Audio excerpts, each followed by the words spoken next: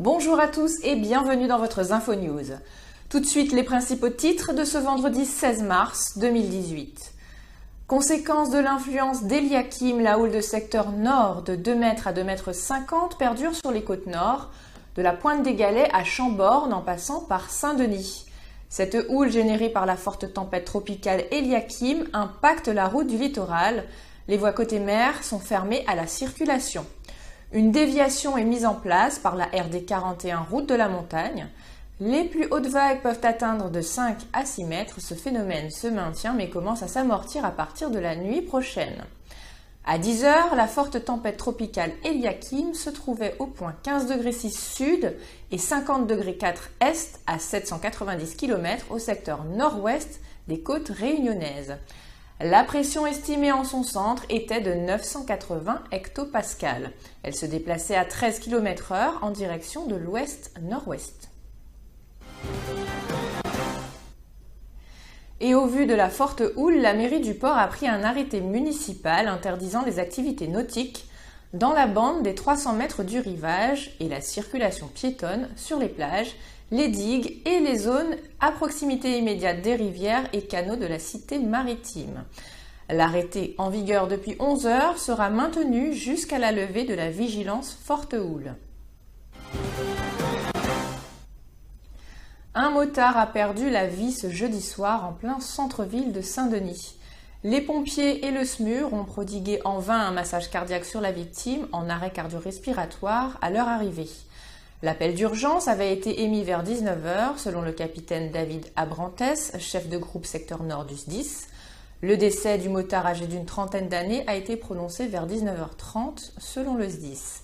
L'accident s'est produit à l'intersection des rues Labourdonnais et Charles Gounod. Un véhicule aurait grillé un feu rouge puis percuté la moto avant de prendre la fuite. Le chauffard a finalement été arrêté, il était sous l'emprise d'un état alcoolique. Rajiv Floricourt était sur place. Donc on a été appelé aux alentours de 19 h pour un accident de la voie publique, mettant en cause un véhicule léger et une moto. Donc à notre arrivée sur les lieux, on a eu affaire à une personne de sexe masculin qui était en arrêt cardio-respiratoire. Le SMUR était également sur les lieux, donc on a procédé à un massage cardiaque. Et malheureusement, vers 19 h 30, la victime a été déclarée décédée. Le député de la 5e circonscription, Jean-Hugues Grattenon, était reçu ce vendredi à la caserne Vérine par le général Xavier Ducept, commandant de la gendarmerie à La Réunion.